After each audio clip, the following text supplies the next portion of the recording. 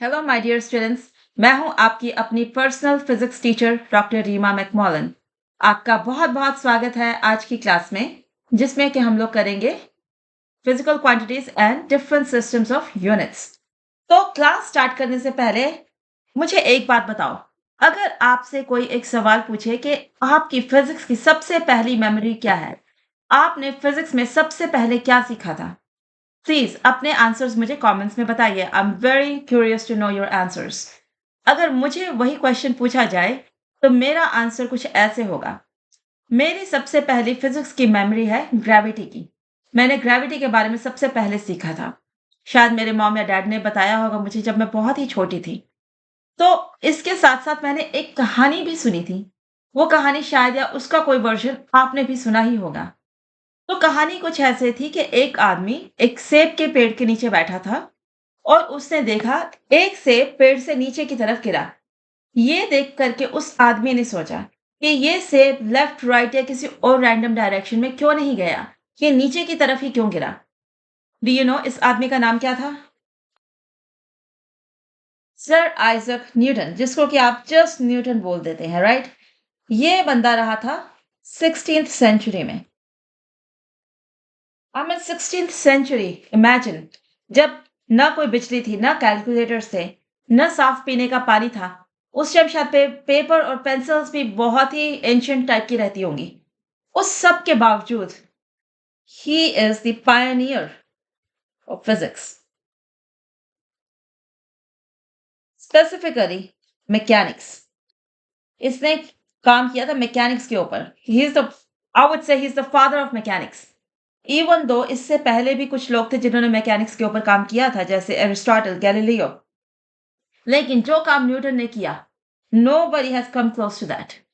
तो he is the pioneer of physics, in particular mechanics, and इसको mechanics को करने के लिए he invented special kind of mathematics, जिसको कि हम बोलते हैं,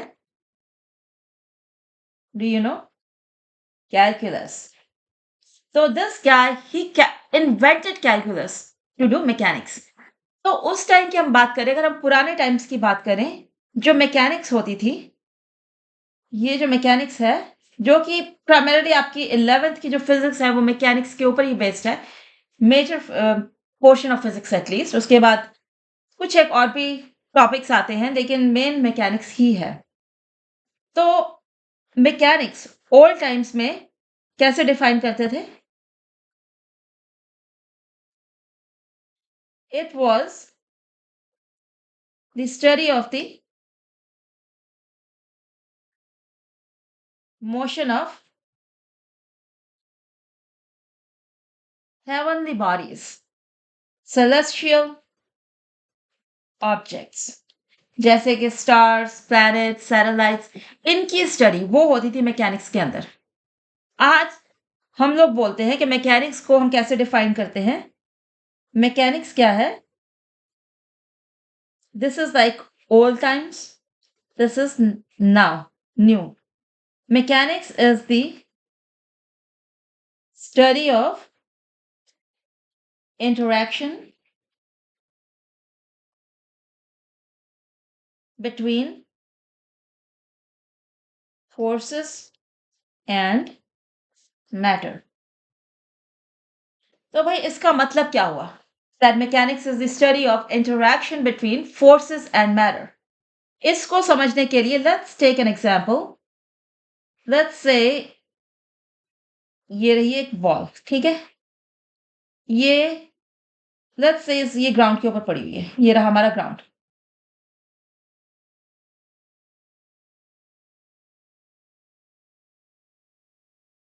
तो आपने इस बॉल को किक किया।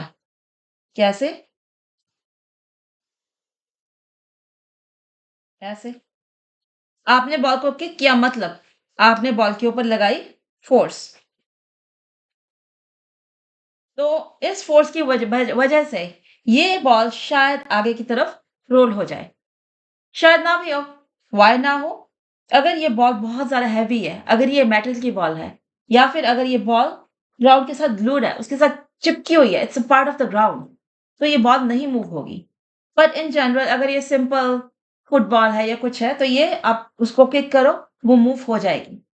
तो दिस इंटरैक्शन जहाँ पे फोर्स इस बॉल के ऊपर अप्लाई हुई, ये बॉल मूव की, वो कितनी मूव की, कितनी दूर तक मूव की, उसको कितना टाइम लगा मूव करने में, आपने कितनी फोर्स लगाई थी, आपने किस डायरेक्शन में फोर्स लगाई थी, उन सब की स्टडीज आएगी मैकेनिक्स के अंदर। So this was just a very simple example कि interaction between forces and matter कैसे होता है। तो इसके बाद तो चलो एक और एग्जांपल देखते हैं। लेट्स से आप जा रहे हैं कहाँ से कहाँ तक? लेट्स से आप जा रहे हैं दिल्ली से लेकर के मुंबई तक।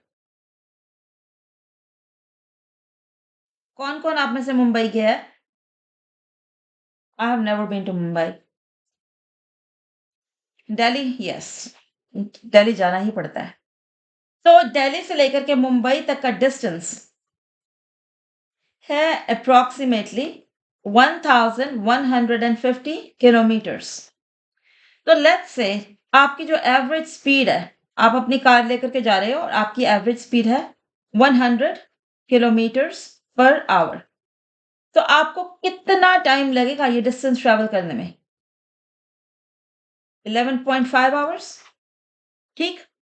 तो ये जो चीज़ें अभी मैंने डिफाइन की हैं, डिस्टेंस, एवरेज स्पीड, टाइम, इनको हम फिजिक्स में क्या बोलते हैं? इनको हम लोग बोलते हैं physical quantities.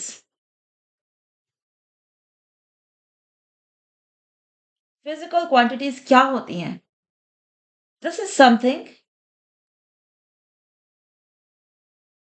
That can be measured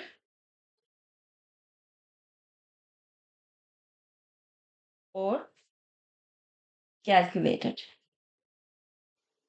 So this is the definition of physical quantity.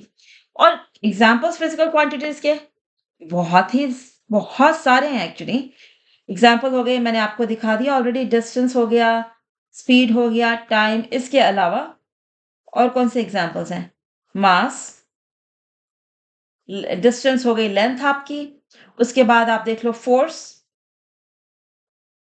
Momentum, pressure, temperature,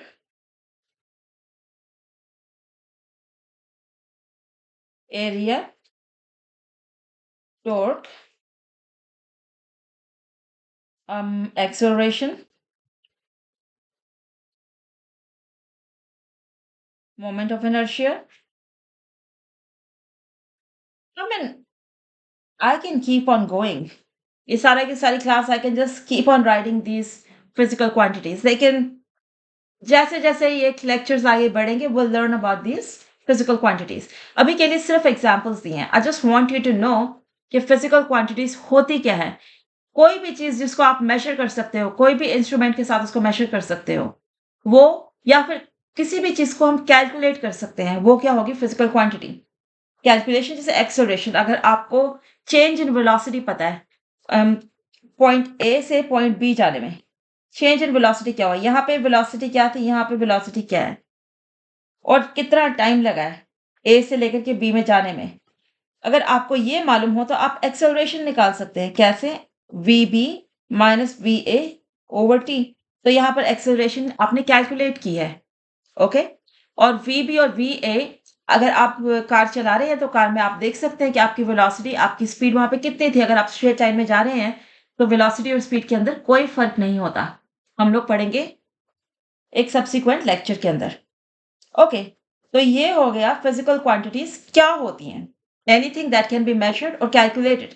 अब फिजिकल क्वांटिटीज कितनी तरह की होती है, इसकी कोई कैटेगरीज होती है क्या?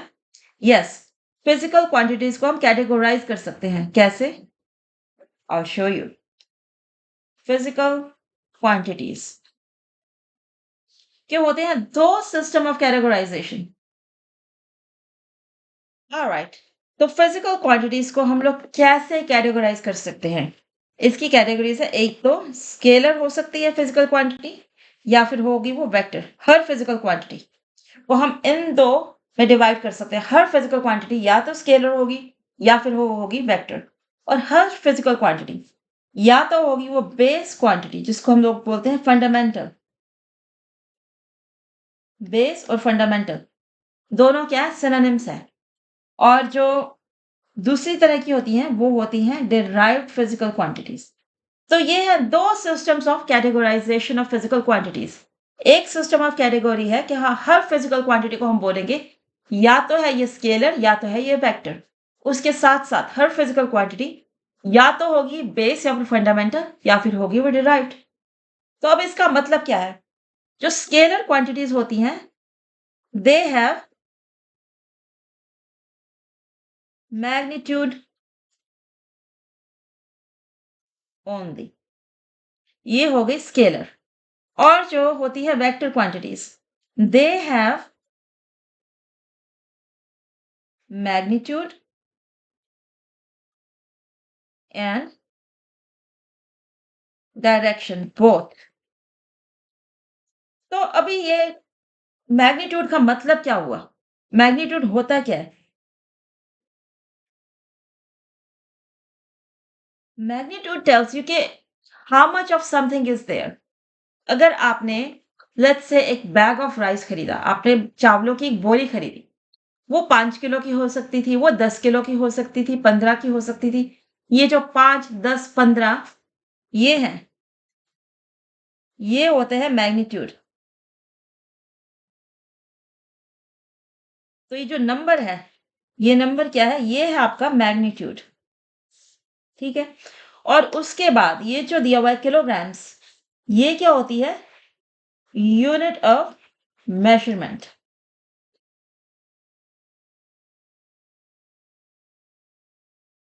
तो अगर तो मास हो, मास जो है वो है स्केलर। इसका सिर्फ सिर्फ मैग्नीट्यूड होता है, मास की कोई डायरेक्शन नहीं होती।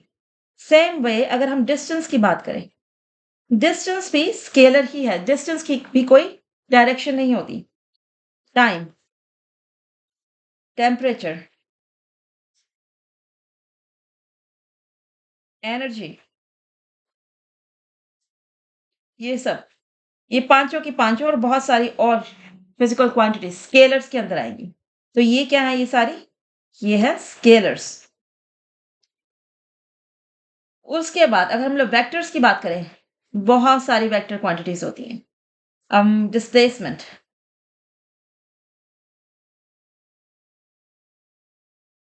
आप ट्राई के में सिर्फ वही वाली क्वांटिटीज देखो जिनके बारे में आपने पहले से सुन रखा है। Acceleration, force, momentum, pressure, torque, I can keep on writing, बहुत सारी हैं। जैसे जैसे कोर्स आगे बढ़ेगा आप लोग इन क्वांटिटीज को देखेंगे और जैसे हम क्वांटिटीज को इंट्रोड्यूस करेंगे, हम लोग उनको कैटेगराइज भी करेंगे, वो स्केलर है या फिर वो वेक्टर है। तो ये तो हो गई scalar and vector. Once again scalars की सिर्फ मैग्नीट्यूड होता है, लेकिन वेक्टर्स के पास मैग्नीट्यूड भी होगा और डायरेक्शन भी होगी। एंड वन थिंग मोर, अगर कोई भी हम रैंडम क्वांटिटी लें, लेट्स से ए, अगर तो वो वेक्टर क्वांटिटी है, हम उसके ऊपर एक एरो हेड डाल देते हैं। तो ये जो एरो हेड है ये हमें बताता है कि ये जो क्वांटिटी है ये क्या है? This implies vector. Arrow head applies vector. तो आई होप ये आपको ये समझ में आ गया है। उसके बाद हम लोग मूव ऑन करेंगे बेस और फंडामेंटल क्वांटिटीज के अंदर एंड डिराइव्ड क्वांटिटीज के अंदर। Okay, let me use green colour यहाँ पे एल डालने के लिए, मेरा एल छूट गया था यहाँ पे। जो बेस क्वांटिटीज होती हैं वो किसी और चीज की टर्म में डिफाइन नहीं कर सकते।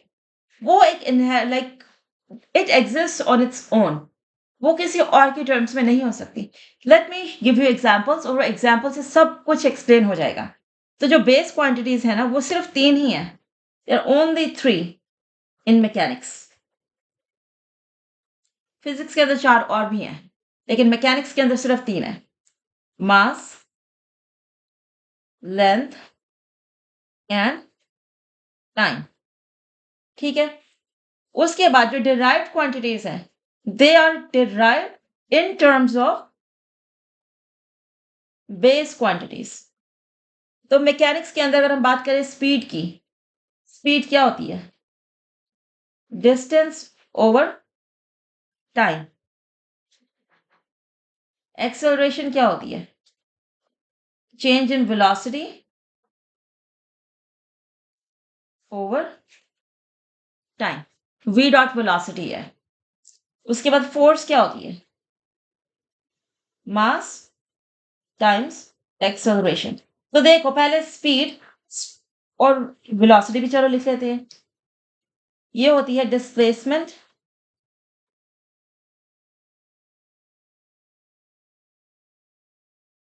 Over time. तो आपको देखो कि स्पीड और वेलोसिटी, डिस्टेंस एंड टाइम इनके अंदर आ गई। Same with velocity. डिस्प्लेसमेंट क्या है? लेंथ है। टाइम क्या है? ये रहा बेस यूनिट है। उसके बाद अगर हम एक्सेलरेशन को देखें वो आती है चेंज इन वेलोसिटी। वेलोसिटी हमने ऑलरेडी बेस यूनिट्स की टर्म्स में डिफाइन की है। तो अगर एक्सेलरेशन को देखें वो है चेंज इन वेलोसिटी, तो हम यहाँ पर वेलोसिटी को ब्रेक डाउन कर सकते हैं अगेन लेंथ एंड टाइम की यूनिट्स के अंदर। और फोर्स क्या है? Mass times acceleration. अभी जो एक्सेलरेशन है वो बेस यूनिट्स और बेस क्वांटिटीज की टर्म्स में है। क्यों? क्योंकि एक्सेलरेशन है वेलोसिटी ओवर टाइम, और जो वेलोसिटी है वो किसकी टर्म्स में है? बेस यूनिट्स की टर्म्स में है। तो हर चीज को हम लोग ब्रेक डाउन कर सकते हैं in terms of these three things only, but only in mechanics. तो हमने बोला कि मैकेनिक्स के अंदर जो थ्री बेस यूनिट्स हैं वो क्या है? फिर से बताओ मुझे जल्दी से। ओके, नहीं बता सकते, कमेंट्स में लिख दो, अपनी नोटबुक में लिख लो। मास, डिस्टेंस या लेंथ बोल दो, टाइम। तो चलो इसके बाद और कौन कौन सी बेस यूनिट्स हैं फिजिक्स में?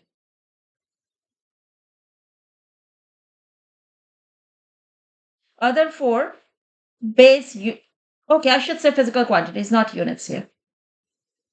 P dot Q dot क्या है? physical quantities, base physical quantities in physics। चार और हैं। ऐसा करो, रेस विद मी, आप अपनी नोटबुक में खुद से लिखो अगर आपको मालूम है, and I right it here. बाद में आप इसके साथ कंपेयर कर सकते हैं। Alright, get set go.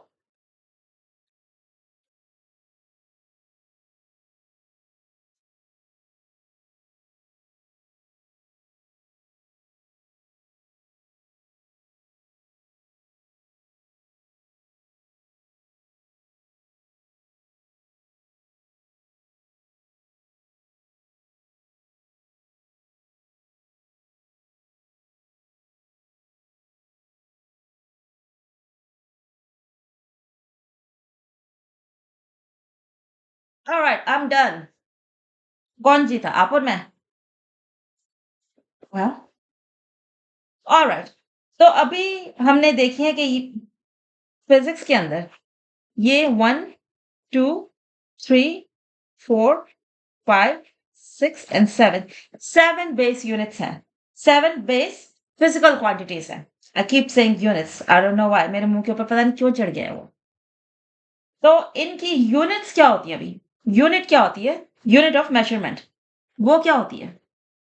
तो यूनिट ऑफ मेजरमेंट्स, इसके डिफरेंट सिस्टम्स होते हैं। यूनिट क्या होती है? एक reference quantity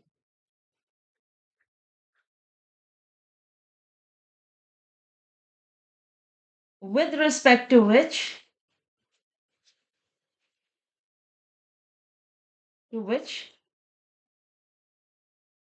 a physical quantity is measured। For example अगर हमारे को किसी चीज की लेंथ मेजर करनी है तो हम लोग क्या करेंगे? हम लोग उसके लिए डिपेंडिंग ऑन कि वो लेंथ कितनी बड़ी है या कितनी छोटी है, आप डिसाइड करोगे कि आपको कौन सा टूल यूज करना है, राइट? अगर तो मेरे को जस्ट ये रही मेरी पेंसिल, इसकी लेंथ निकालनी है तो I use just a simple ruler. ठीक है, ये रूलर अभी सेंटीमीटर्स में भी है, यहाँ पे इंचेस में भी है, जिसमें आपको सही लगता है आप उसमें मेजर कर सकते हो। अगर मेरे को ये जो पेंसिल है, इसकी टिप आई डोंट नो आपको नज़र आ रही है कि नहीं, मुझे इसकी टिप का डायमीटर कितना है वो मेज़र करना है। तो वो रूलर से मेज़र करना बहुत ट्रिकी होगा। Ruler is not a good instrument to measure कि इसका जो टिप का डायमीटर कितना है, बहुत हल्का-सा है। उसके लिए हम लोग दूसरे टूल्स यूज़ करेंगे सच एज़ वर्नियर कैलिपर या फिर माइक्रोमीटर। लेकिन अगर मेरे को इस पेंसिल का डायमीटर मेज़र करना है तो शायद मैं I can get by by using this ruler. Ruler use कर सकते हैं। अभी अगर रूलर यूज़ करें तो रूलर के अंदर किस-किस तरह के मेज़रमेंट के मार्क्स हैं? सेंटीमीटर है, मिलीमीटर भी है और इंचेस भी है। तो ये तीनों के तीनों हैं 3 डिफरेंट यूनिट्स ऑफ लेंथ। इसके अलावा आप किलोमीटर्स यूज़ कर सकते हैं, आप माइल्स यूज़ कर सकते हैं, आप फीट यूज़ कर सकते हैं। इसके अलावा क्या होता है, यार्ड होता है, यार्ड यूज़ कर सकते हो। ये सारी different ways of measuring distance हैं। तो लाइट ईयर, अगर हम यूनिवर्स की बात करें तो हम लाइट ईयर्स में बात करते हैं। लाइट ईयर क्या है? डिस्टेंस जो कि लाइट 1 साल के अंदर ट्रैवल करती है, उस डिस्टेंस को बोलते हैं लाइट ईयर। 1 फुट के अंदर होते हैं 12 इंचेस और 1 यार्ड के अंदर होते हैं 3 फीट। Kilometres to miles and miles to kilometres, I don't remember, लेकिन kilometre about approximately I think 1 and 1.5 kilometres about 1 mile के बराबर होते हैं। एंड 1 सेंटीमीटर के अंदर 10 मिलीमीटर्स होते हैं। 1 मीटर के अंदर 100 सेंटीमीटर्स होते हैं। आई होप कि आपको ये सब कन्वर्जन्स वगैरह तो करनी आती ही होंगी। अगर आपको लगता है आपको इसमें हेल्प चाहिए तो please let me know in the comments and I will do my best to help you on that. तो अब हमें पता चल गया कि यूनिट्स ऑफ मेजरमेंट्स क्या होती हैं। इसके बाद है हमारे पास कुछ common systems of units of measurement. एक है एफपीएस। तो ये एफ क्या होता है? ये होता है फुट। फुट किसके लिए यूज़ करते हैं? लेंथ के लिए। Pound, P is for pound. अभी पाउंड को एक्चुअली पाउंड होता है वेट के लिए और जो weight of an object is not the same as the mass of an object. जो वेट होता है ये होता है mass times acceleration due to gravity. तो ये दोनों रिलेटेड तो ज़रूर हैं, लेकिन एक दूसरे के बराबर नहीं है यहाँ पे। तो पाउंड होता है वेट के लिए, लेकिन वेट से हम लोग मास इज़िली निकाल सकते हैं, नॉट अ प्रॉब्लम। और जो एस है ये किसके लिए? सेकंड्स के लिए। और सेकंड क्या होता है? टाइम। तो वेट से हम बहुत इजीली मास निकाल सकते हैं। तो आप देख रहे हैं कि जो 3 चीज़ें हैं जिनकी हम यहाँ पे यूनिट्स लिख रहे हैं वो है length, mass and time. Even though pound mass की नहीं है बट वेट से हम लोग मास निकाल सकते हैं। और ये जो मास, लेंथ एंड टाइम है ये क्या थी? ऊपर चलो। ये थी आपकी base quantities, physical quantities, right? तो ये जो है हमने एफपीएस, इसमें 3 तरह की बेस क्वांटिटीज़, फंडामेंटल क्वांटिटीज़, उनके यूनिट्स को हम लोग डिफाइन कर रहे हैं। तो ये हो गया आपका पहला सिस्टम ऑफ यूनिट्स। उसके बाद है सीजीएस।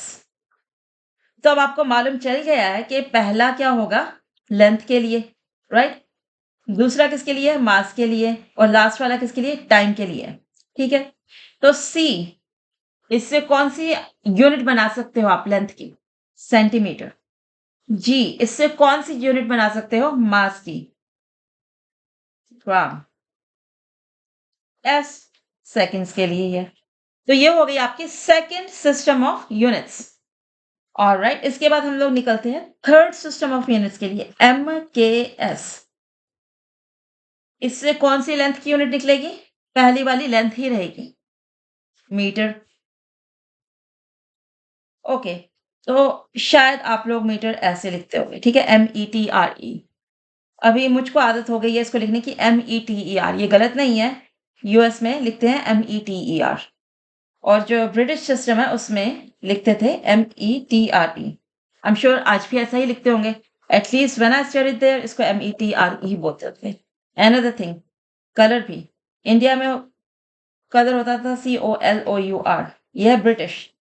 यूएस में है COLOR। सिमिलरली थिएटर के स्पेलिंग भी अलग होते हैं।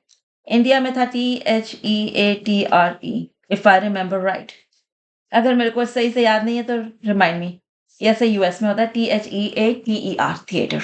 एनीवे, ये थोड़ा सा एडिशनल इंफॉर्मेशन जिसकी आपको जरूरत नहीं थी। Back to MKS। तो हमने बोल दिया M है मीटर, K क्या होगा, K है मास के लिए, किलोग्राम, और S किसके लिए है, सेकंड्स के लिए। तो ये हो गया metre, kilogram, seconds. And it happen so कि जो MKS सिस्टम है ये किसके बराबर है, this is same as the SI system of units. जिस SI यूनिट्स बोल देते हैं। क्यों? क्योंकि SI का मतलब ही system international, international system of units. और ये जो सिस्टम है ये है साइंटिफिक, मतलब साइंस के अंदर जब भी आप यूज करोगे, आई मीन आप दूसरे सिस्टम्स को भी यूज कर सकते हो, लेकिन जो प्रेफर्ड सिस्टम है जिसको हम लोग प्रेफर करते हैं वो है साइंटिफिक। क्यों हम साइंटिफिक, आई मीन सॉरी, क्यों हम SI यूनिट्स को प्रेफर करते हैं, क्योंकि ये है मेट्रिक सिस्टम ऑफ यूनिट्स। तो भाई अब मेट्रिक सिस्टम ऑफ यूनिट्स क्या होता है, system of units, who knows metric system of units. Again, अगर आपको मालूम है, write it down in the comments, so I know कि आपको पहले से कितना आता है, उसके हिसाब से आई कैन गेज कि कितना डीप में जाके पढ़ाना है या फिर नहीं पढ़ाना है। Alright, the metric system of units क्या होता है, it is based on powers of 10। मतलब ये कि 1 किलोमीटर होता है 10⁻³ मीटर्स, 1 मीटर होता है 10⁻² सेंटीमीटर्स, या फिर बोल सकते हैं 1 मीटर इज 10⁻³ मिलीमीटर्स। तो होता क्या है, जब हम लोग मैट्रिक सिस्टम में होते हैं, एक सिस्टम ऑफ यूनिट से दूसरे सिस्टम में जाना बहुत आसान है। फॉर एग्जाम्पल, अगर हम लोग बात करें एक 105 माइक्रोमीटर्स की, इससे मीटर्स में जाना बहुत आसान है। कैसे? 1 माइक्रोमीटर इज 10⁻⁻6 मीटर्स। जबकि अगर मुझे कन्वर्ट करना हो इंच से सेंटीमीटर में, या फिर सेंटीमीटर से इंचेस में, या फिर मुझे कन्वर्ट करना हो पाउंड से लेकर के किलोग्राम्स में एंड सो ऑन, वो बहुत कॉम्प्लिकेटेड हो जाता है क्योंकि उसके अंदर जैसे रैंडम से नंबर्स आ जाते हैं। Like 1 inch is approximately 2.5 centimetres, लेकिन एग्जैक्टली नहीं है। तो अगर मेरे को बोला जाए 1.67 इंचेस को लेकर के जाओ सेंटीमीटर्स में, ये मल्टीप्लिकेशन काफी, I mean I would not want to do it. लेकिन अगर मुझे बोला जाए 1.67 किलोग्राम्स को मिलीग्राम्स के अंदर लिखो, तो I know 1 kilo is 10⁻, kilograms, इसको मिलीग्राम्स के अंदर लिखना है, या दिस इज 6 हियर मिलीग्राम्स। देखो कितना आसान था। तो now we know SI systems of units, and physics में प्रीडोमिनेंटली आप सिर्फ SI सिस्टम ऑफ यूनिट्स ही यूज करेंगे। तो अब हमें SI सिस्टम ऑफ यूनिट्स पता चल गया है। लेट्स राइट डाउन कि ये जो 7 बेस क्वांटिटीज हमने लिखी है फिजिक्स के अंदर, इनकी जो SI यूनिट्स हैं वो क्या है। मास होता है किलोग्राम्स के अंदर, लेंथ होती है मीटर्स के अंदर, I am writing abbreviations, time है सेकंड्स के अंदर। Okay, I will write here kilogram.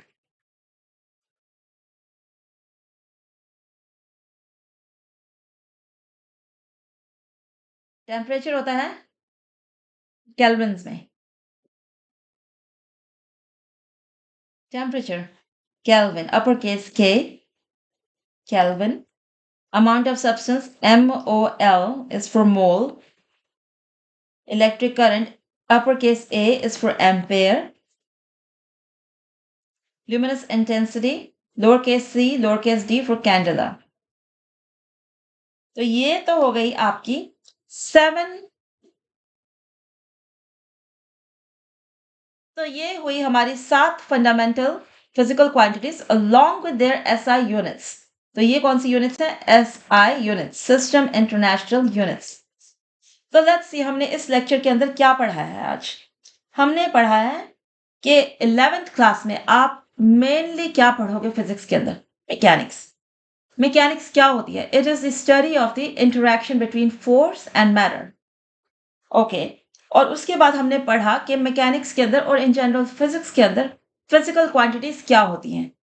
These are physical quantities can be measured और कैलकुलेटेड. फिर हमने सीखे 2 ways of categorisation of physical quantities, जो कि थे हर फिजिकल क्वांटिटी या तो होगी स्केलर या होगी वो वेक्टर. हर फिजिकल क्वांटिटी या तो होगी बेस या फिर होगी डिराइव्ड. उसके बाद हमने देखे base physical quantities in physics, जो है टोटल ऑफ 7. उसके बाद हमने देखे units of measurements, FPS, CGS and MKS.